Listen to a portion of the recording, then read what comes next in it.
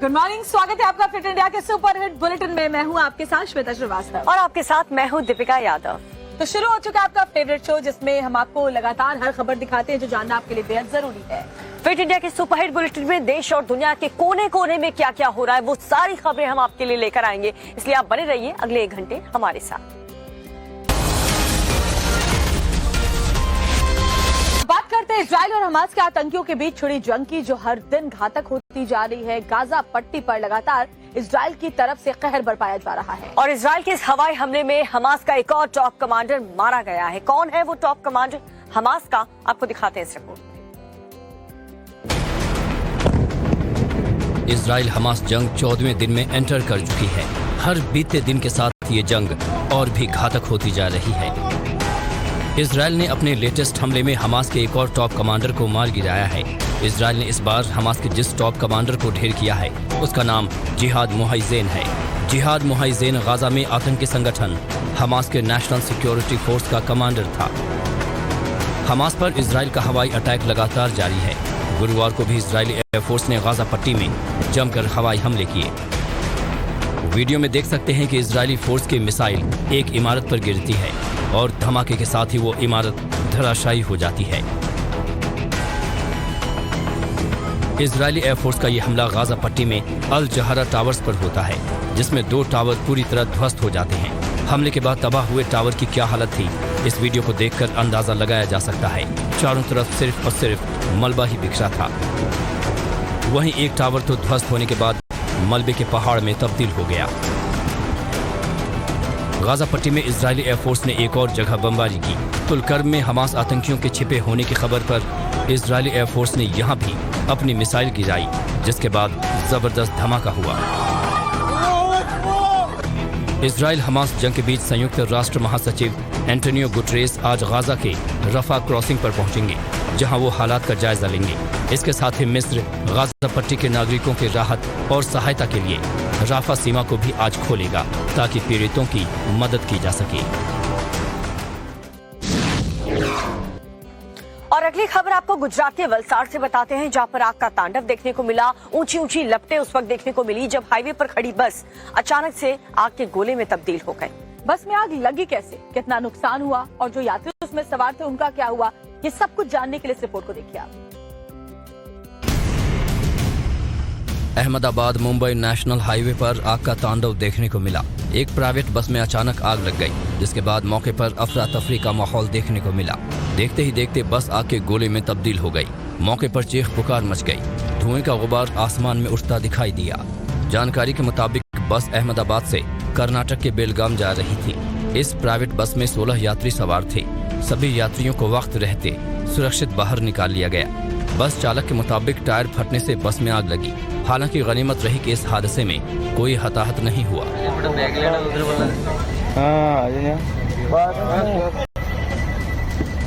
आग लगने के बाद मुंबई अहमदाबाद राष्ट्रीय राजमार्ग 48 को 2 घंटों के लिए बंद कर दिया गया। बस धू-धू कर जलती रही।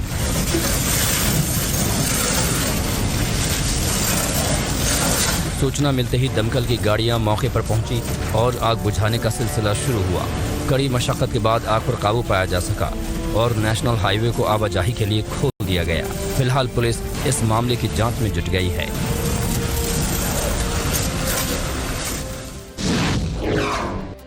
और अगली खबर है उत्तर प्रदेश की राजधानी लखनऊ से। वहां पर भी आग का तांडव देखने को मिला। यहाँ एक कार में अचानक आग लग गई और बीच सड़क पर कार धू-धू कर जलती हुई नजर आई। आपको वजह बताते हैं कि आखिर कार कैसे जली, यहाँ पर आग कैसे लगी और कितना नुकसान हुआ। और जब कार में आग लगी तो जो कार चालक था वो कहाँ पर थे, ये रिपोर्ट देखिए।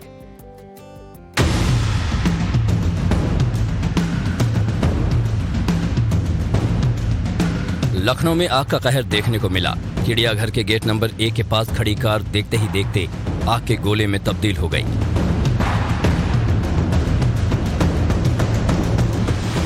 कार धू-धू कर जलती रही और आसपास से गुजर रहे लोग मोबाइल में वीडियो बनाते रहे।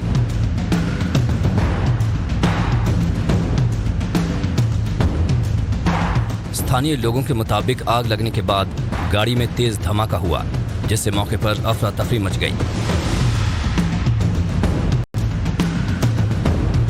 कार के बोनट से आग की तेज लपटें उठ रही थी। कुछ ही देर में कार पूरी तरह से जलकर राख हो गई।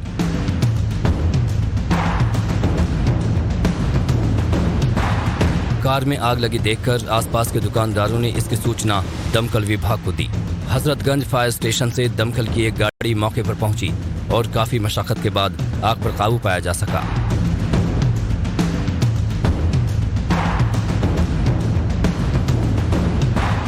राहत की बात यह रही कि कार में कोई सवार नहीं था, वरना बड़ा हादसा हो सकता था। जानकारी के मुताबिक कार निशादगंज निवासी अमित गुप्ता की थी। हालांकि वो कार में मौजूद नहीं थे। कार में आग शॉर्ट सर्किट से लगने की आशंका जताई जा रही है। और खबर उत्तर प्रदेश से, जहां पर अवैध निर्माण के खिलाफ योगी सरकार का ताबड़तोड़ एक्शन जारी है। बुलडोजर वाली कार्रवाई कहां देखने को मिली, ये आपको बताएंगे। 4 करोड़ रुपए की जमीन को प्रशासन ने बुलडोजर की मदद से खाली करवाया और इसके अलावा कब्जा कर किए गए अवैध निर्माण को भी प्रशासन के बुलडोजर ने मिट्टी में मिला दिया। देखिए तस्वीर इस रिपोर्ट में। अवैध निर्माण के खिलाफ योगी सरकार का एक्शन जारी है। प्रयागराज में एक बार फिर पीले पंजे की धमक सुनाई दी। प्रयागराज विकास प्राधिकरण ने यहां जमीन पर कब्जा कर किए गए अवैध निर्माण को बुलडोजर के जरिए जमींदोज कर दिया। नियमों को ताक पर रखकर बनाई गई इमारत देखते ही देखते खंडहर में तब्दील हो गई। ध्वस्त की गई प्रॉपर्टी की कीमत 4 करोड़ रुपए बताई जा रही है।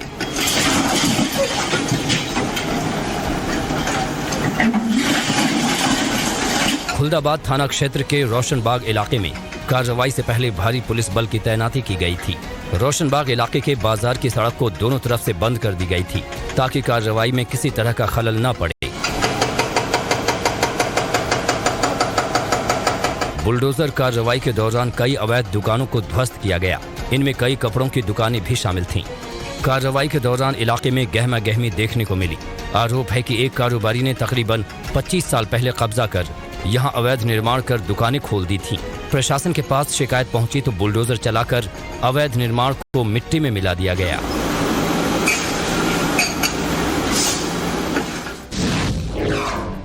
स्टंटबाजी का अंजाम खतरे में जान। आपको दिखाएंगे खबर बिल्कुल झटपट अंदाज में 7:27 पर। लेकिन फिलहाल खबर पंजाब के जालंधर से, जहां एक कलयुगी बेटे की करतूत सामने आई है जिसने अपने ही परिवार के 3 लोगों को मौत की नींद सुला दिया। और कैसे दिया इस हत्या की वारदात को अंजाम और वजह क्या थी आखिर हत्या करने की। हत्या का आरोपी अभी फिलहाल कहां है, ये सारी इंफॉर्मेशन इस रिपोर्ट में देखिए। पंजाब के जालंधर से हत्या की एक सनसनीखेज वारदात सामने आई है। यहाँ एक कलयुगी बेटे ने गोली मारकर घर के 3 लोगों को मौत की नींद सुला दी। आरोपी हरप्रीत सिक्योरिटी गार्ड का काम करता था। उसका अपने पिता जगबीर सिंह के साथ प्रॉपर्टी को लेकर विवाद चल रहा था।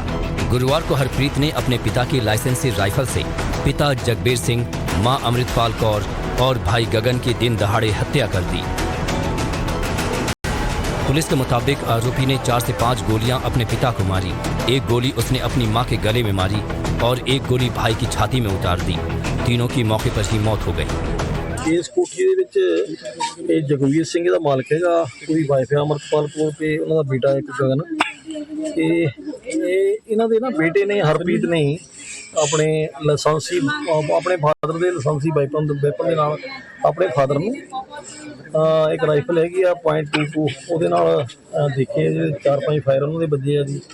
ਮਦਰ ਦੇ ਇੱਕ ਫਾਇਰ ਮਾਰਿਆ ਇੱਥੇ ਗਲ ਦੇ ਵਿੱਚ ਦਨਾਲੀ ਦਾ ਜੀ, ਤੇ ਇੱਕ ਆਪਣੇ ਬ੍ਰਦਰ ਦੀ ਛਾਤੀ ਵਿੱਚ ਫਾਇਰ ਮਾਰਿਆ। ਤਿੰਨਾਂ ਨੂੰ ਉਹਨੇ ਮਾਰ ਦਿੱਤਾ ਜੀ, ਤੇ ਮਾਰ ਕੇ ਤਾਂ ਆਪ ਇੱਥੋਂ ਘਰੋਂ ਜਿਹੜਾ ਭੱਜ ਗਿਆ ਹੈਗਾ। हत्या की वारदात को अंजाम देने के बाद आरोपी मौके से फरार हो गया। आरोपी हरप्रीत शादीशुदा है और उसके 2 बच्चे भी हैं। फिलहाल पुलिस इस मामले की जांच में जुटी है।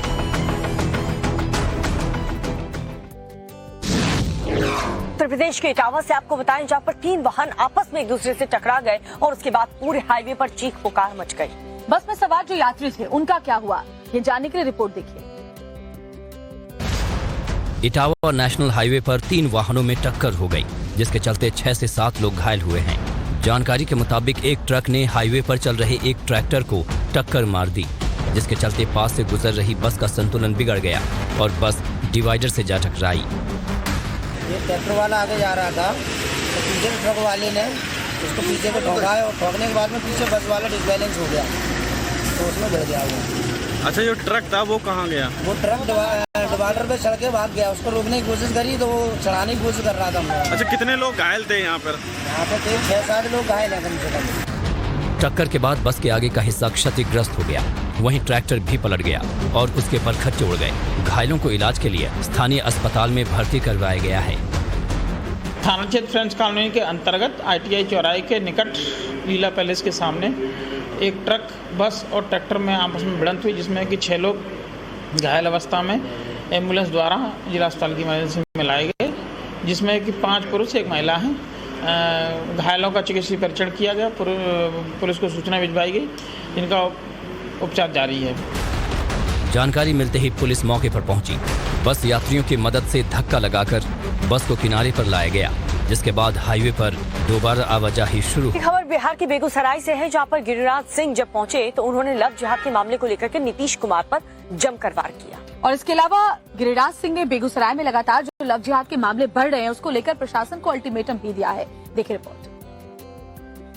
ये लव जिहाद है, ये लव जिहाद है। केंद्रीय मंत्री गिरिराज सिंह ने अपने संसदीय क्षेत्र में एक बार फिर लव जिहाद और लैंड जिहाद का मुद्दा उठाया है।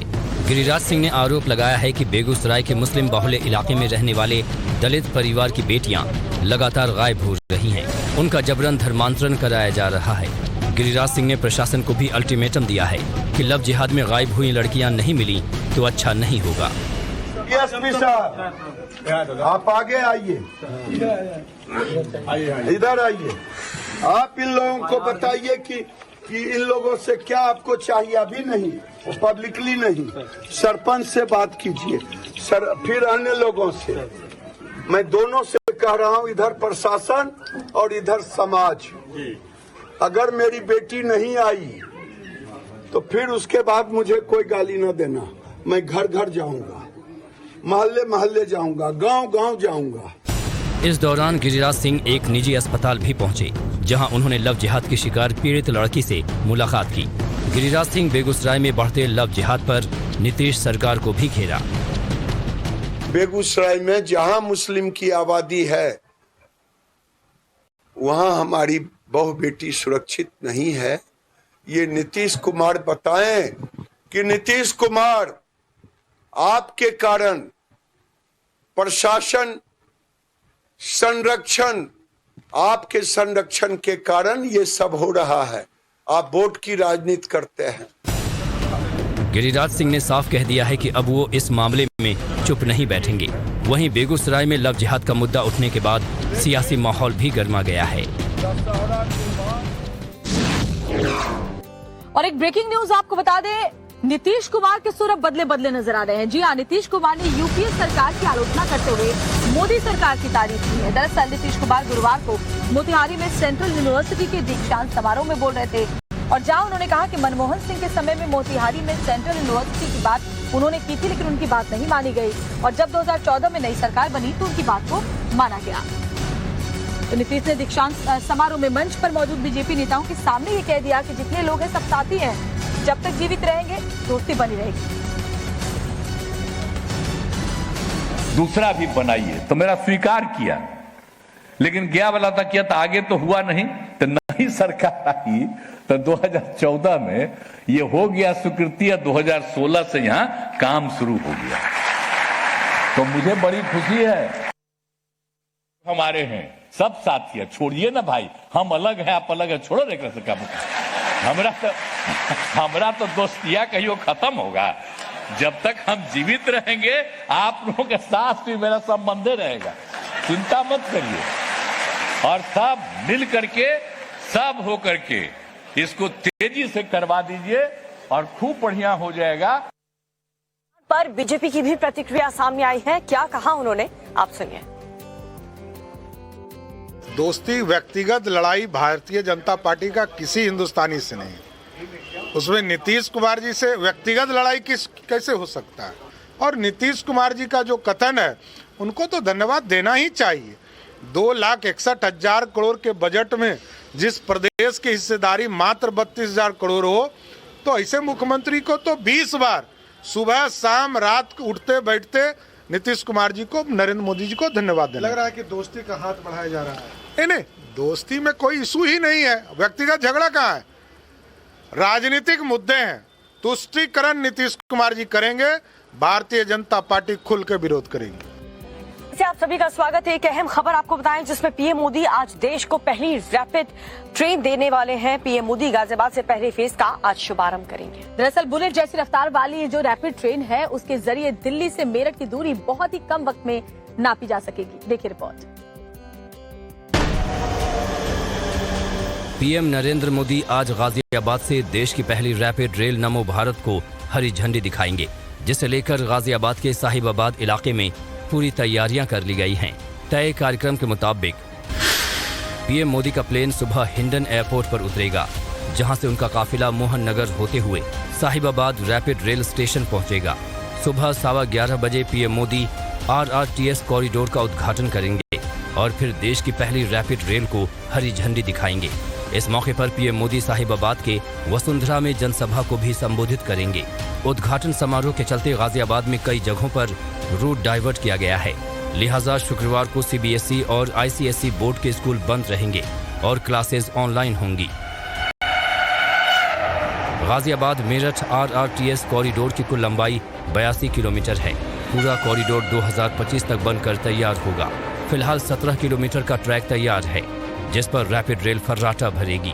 रैपिड ट्रेन टिकट का ऑनलाइन सिस्टम भी बेहद आसान है। मान लीजिए मुझे UPI करना है, तो जैसे ही मैंने यहाँ UPI सेलेक्ट किया, कुल कीमत 60 रुपया मान लीजिए दिखा रहा है, तो यहाँ पर आप देखिए पेटीएम का ऑप्शन आ गया स्कैनर बनकर। अपने मोबाइल से इसको स्कैन कीजिए, जैसे ही आप स्कैन करके यहाँ पर पेमेंट स्टेटस आपका आ जाएगा और आपको टिकट मिल जाएगा और यहाँ से आपके छुट्टे पैसे बाहर आ जाएंगे। अभी चूंकि हमको टिकट खरीदना नहीं है तो हम इसको रद्द कर दे रहे हैं। तो ये एक बेहतर व्यवस्था है। आप टिकट खरीदिए या खुद आकर आराम से मशीन से निकाल लीजिए और आराम से यात्रा पर निकल चढ़िए। 21 अक्टूबर से आम लोग सेमी हाई स्पीड ट्रेन में सफर कर सकेंगे। रैपिड रेल में स्टैंडर्ड क्लास का न्यूनतम किराया 20 रुपए, जबकि प्रीमियम क्लास का न्यूनतम किराया 40 रुपए रखा गया है। साहिबाबाद से दुहाई डेपो तक स्टैंडर्ड क्लास का किराया 50 रुपए है, जबकि प्रीमियम क्लास में सफर के लिए 100 रुपए देने होंगे। शुरुआत में स्टेशन पर हर 15 मिनट पर रैपिड रेल मिलेगी। बाद में यात्रियों की संख्या को देखते हुए ट्रेनों की संख्या बढ़ाई जाएगी। रैपिड रेल में 90 सेंटीमीटर से कम हाइट वाले बच्चे मुफ्त में सफर कर सकेंगे। यात्री अपने साथ 25 किलो तक सामान भी ले जा सकेंगे। रैपिड रेल 21 अक्टूबर से सुबह 6 बजे से रात 11 बजे तक चलेगी। और अब खबर गुजरात से आपको बता दें, गुजरात के अमरेली से एक बेहद अनोखी तस्वीर सामने आ रही है, जिस वीडियो को सोशल मीडिया पर भी लोग खूब शेयर कर रहे हैं। एक साथ इतने ज्यादा शेर दिखाई दिए कि लोग देखकर हैरान रह गए। आप भी देखिए। गुजरात के अमरेली से एक अनोखी तस्वीर सामने आई है। यहाँ सड़क पर एक साथ 11 बब्बर शेर देखे गए हैं। रात के वक्त ये शेर सड़क पार कर रहे थे। इस दौरान एक राहगीर ने इसका वीडियो बना लिया, जो कि सोशल मीडिया पर तेजी से वायरल हो रहा है। एक साथ 11 बब्बर शेरों की चहलकदमी देखते ही बन रही है। एक झुंड में ये सारे शेर मस्ती के मूड में नजर आ रहे हैं। हालांकि ये कोई पहला मामला नहीं है जब एक साथ इतनी बड़ी गिनती में शेर दिखाई दिए हों। आसपास जंगल का इलाका होने की वजह से ऐसी तस्वीरें अमूमन सामने आ ही जाती हैं। अमरेली के जंगलों में बब्बर शेर बड़ी तादाद में पाए जाते हैं। दूर दराज से पर्यटक इन्हें देखने पहुंचते हैं। इसी वीडियो को सोशल मीडिया पर लोग तेजी से पसंद और शेयर कर रहे हैं। और अब वक्त है हमारे सबसे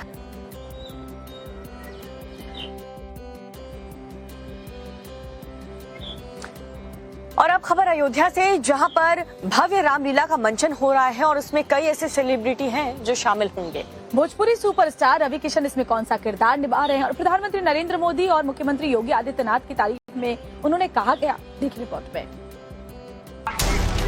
अयोध्या में सरयू तट पर रामलीला का मंचन पिछले 5 दिन से जारी है। कई फिल्मी कलाकार इसमें हिस्सा ले रहे हैं। मैं सच कह रहा हूं महाराज, आपके चरणों को महाराज मैंने धोया,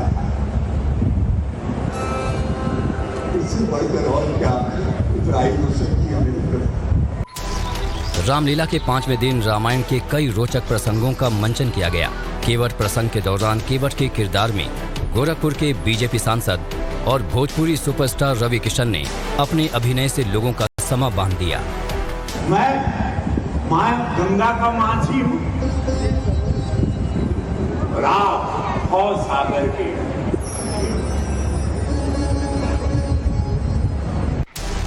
नाव से गंगा पार करवाते समय प्रभु राम और केवट के बीच कई भावुक संवाद हुए, जिसने दर्शकों को भाव विभोर कर दिया। हम तो राजा के पुत्र हैं।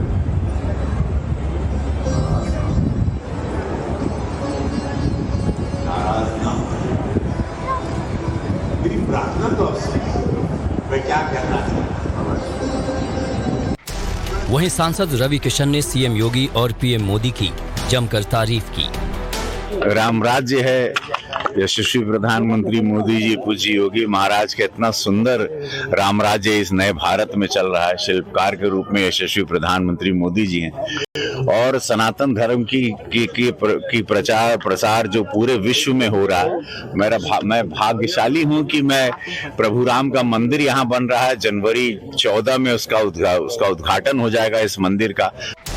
सांसद और भोजपुरी सुपरस्टार रवि किशन ने सनातन विरोधियों पर जमकर हमला बोला। सारी सुविधाएं मुसलमानों को भी मिल रही हैं, हिंदुओं को भी मिल रही हैं। वोट दे ना दे ये मेरे मोदी जी नहीं चाहे, वो बिलीव ही नहीं करते। वो सबके लिए एक ही तरह सोचते हैं, क्योंकि भारत को विराट बनाना उनको। ये छोटी सोच, ये जाति मानसिकता वाली पार्टियां, ये क्षेत्रीय पार्टियां, ये सब खत्म होने के कगार पर हैं। इसीलिए लोग सनातन धर्म पर अटैक कर रहे हैं। 60 से ज्यादा फिल्मी, टीवी और रंगमंच के कलाकार इस बार की रामलीला में अलग अलग किरदारों को निभा रहे हैं। आने वाले दिनों में लोग उन्हें रामायण के अलग अलग किरदारों में देख पाएंगे। टीएमसी सांसद महुआ मोइत्रा, ये सवाल इसलिए क्योंकि जिनके ऊपर इन आरोपों को बेबुनियाद साबित करने की जिम्मेदारी थी, वही अब सरकारी गवाह बने जा रहे हैं। बिल्कुल सही सुन रहे हैं आप, क्योंकि कौन है वो शख्स जिसकी वजह से महुआ की मुश्किलें अब और भी ज्यादा बढ़ चुकी हैं, और साथ ही महुआ ने अपनी सफाई में क्या कहा है अभी तक, वो सुनिए। क्या संसद में उनका बेखौफ बोलना एक दिखावा था?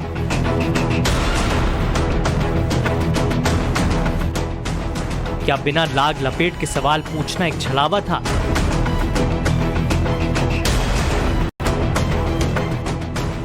सरकार हो या सरकारी मशीनरी, सब पर वो कीचड़ उछाल रही थी। अब अचानक बड़ी मुश्किल में घिरती नजर आ रही है। हम बात कर रहे हैं टीएमसी सांसद महुआ मोइत्रा की, जो खुद पर लगे आरोपों के दलदल में धंसती नजर आ रही हैं। और ये इसलिए क्योंकि हीरानंदानी ग्रुप के सीईओ दर्शन हीरानंदानी ने सारे आरोपों को मान लिया है। मसलन ये कि महुआ मोइत्रा ने हीरानंदानी से जानकारी लेकर गौतम अडानी के खिलाफ पार्लियामेंट में सवाल पूछे। सवाल पूछने के लिए महुआ मोइत्रा ने महंगे गिफ्ट लिए। महुआ ने उनके खर्च पर विदेश यात्राएं भी की। इतना ही नहीं, हीरानंदानी के पास महुआ का लोकसभा का लॉगिन आईडी और पासवर्ड था। इससे वो खुद ही महुआ की तरफ से सवाल डाल देते थे। हीरानंदानी ने कहा कि 2017 में कोलकाता में बिजनेस समिट के दौरान पहली बार महुआ मोइत्रा से मिले थे। उनका यह भी कहना है कि महुआ मोइत्रा ने संसद में गौतम अडानी पर इसलिए आरोप लगाए ताकि वो प्रधानमंत्री मोदी की छवि बिगाड़ सकें। हीरानंदानी ने दस्तखत के साथ एक हलफनामा जारी किया है, जिसके बाद अब महुआ मोइत्रा ने भी अपनी सफाई दी। एक पोस्ट के जरिए उन्होंने सभी आरोपों को फंसाने की साजिश करार दिया है, और जो सबसे अहम आरोप लगाया है वो है ये। इस एफिडेविट को सादे कागज पर लिखा गया है, जबकि लेटर हेड पर लिखा जाना चाहिए था। ऐसा तभी हो सकता है जब किसी के सर पर बंदूक रखकर ना लिखवाया गया हो। बीजेपी सांसद निशिकांत दुबे ने महुआ मोइत्रा पर कैश फॉर क्वेरी का आरोप लगाया है और मामले की जांच की मांग की। बता दें कि संसद में सवाल पूछने के बदले रिश्वत लेने के आरोपों के मामले में 26 अक्टूबर को सुनवाई होगी।